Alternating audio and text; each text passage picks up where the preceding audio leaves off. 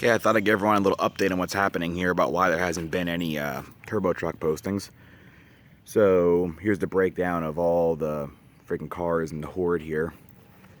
The Chevelle is going to get prepped for the Sloppy Mechanics track rental, which is in 2 weeks. I already ordered some doodads for that. I'll show you what I'm going to do to it, just to try and maximize it. I'm trying to get the best run out of it yet. But yeah, nothing wrong with this, just sitting here. I had to work on my brother's Jeep to get it ready for inspection. Needed rear brakes, then just basic things like oil change. I changed the trans fluid. Gotta change the radiator fluid, or coolant, yep. I already mentioned this thing. I bought this for him last year. Needed a cylinder head. The garage I got it from said it wasn't fixable because it needed a cylinder head. It wasn't worth it. So I paid $800 for it and put a cylinder head on it like in 6 hours in 1 day and had it running. It's a 2000 Jeep Cherokee with like 120,000 on it. Runs good now.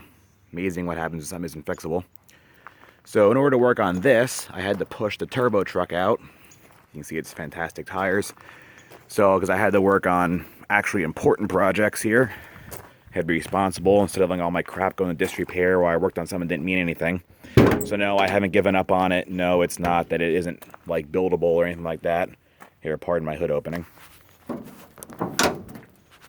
There you go. So yeah, it's sitting here.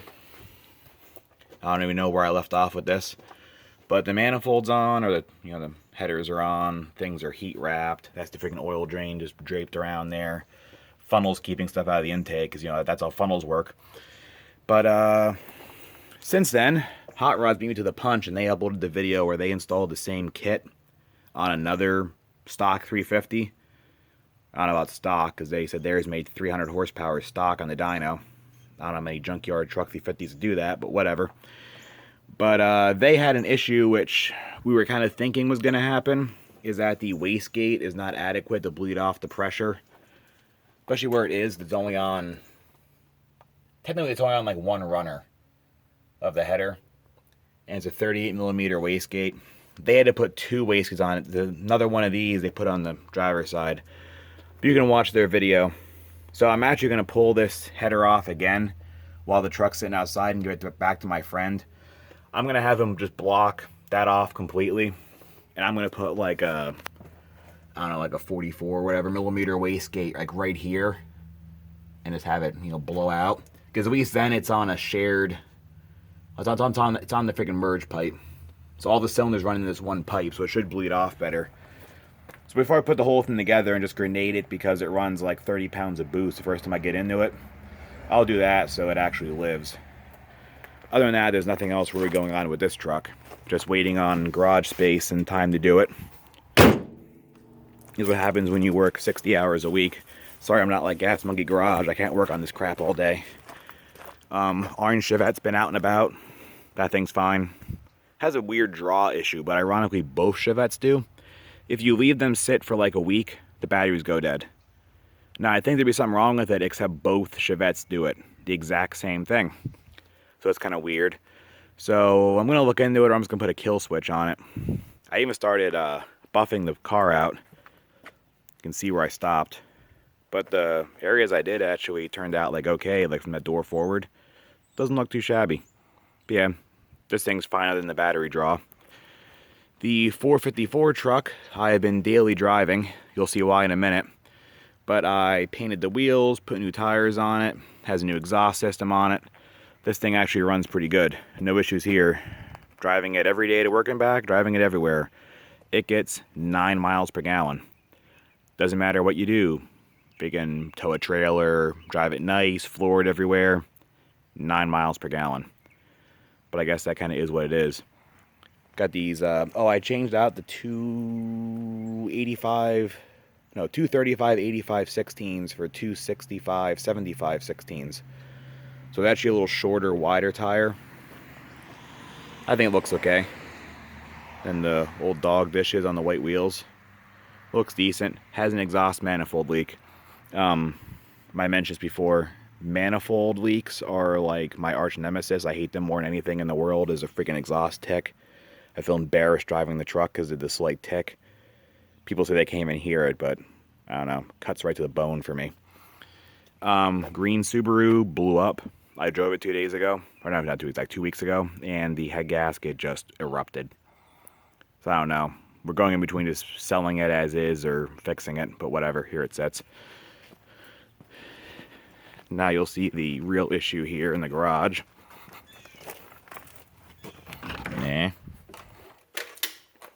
Hey, the Yukon, another car I never ever make videos about. So this thing I just daily drive and just runs, never causes any problems. Well, 2 weeks ago, it just spontaneously ran out of oil, which is weird. What's even weirder is it wasn't like I went like 10,000 miles without checking it. I just put a quart in like 2 weeks before.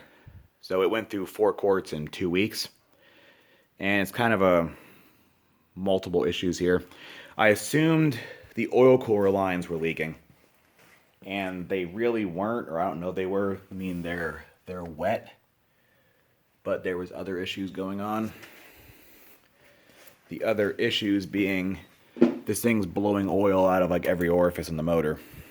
I thought the main culprit was the crank seal because it's slinging oil like everywhere. Here's in the battery, it's underneath the hood. It's just like painting a line of oil around. But now I got things more taken apart. Like the intake gasket's leaking, the valve cover is leaking, the timing cover is leaking.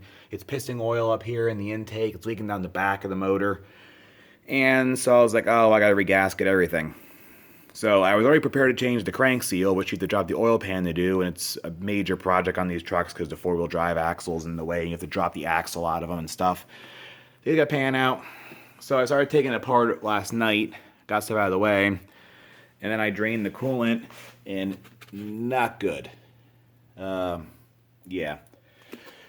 But that's all the coolant that came out of it. It's like a gallon. The rest is still in the motor. But it's a brown mess. So it probably has bad head gaskets. And at this point, the truck has this motor has 160,000 on it. And it just kind of weighing the options about whether I should do head gaskets on this and all the crap on a bottom end that has 160,000 on it when it already burns oil too, or if I should just put a reman motor in it for $1,200. That's all they cost. So I got a compression tester. I'm going to do that today, and if the compression blows, then that pretty much has answered my question.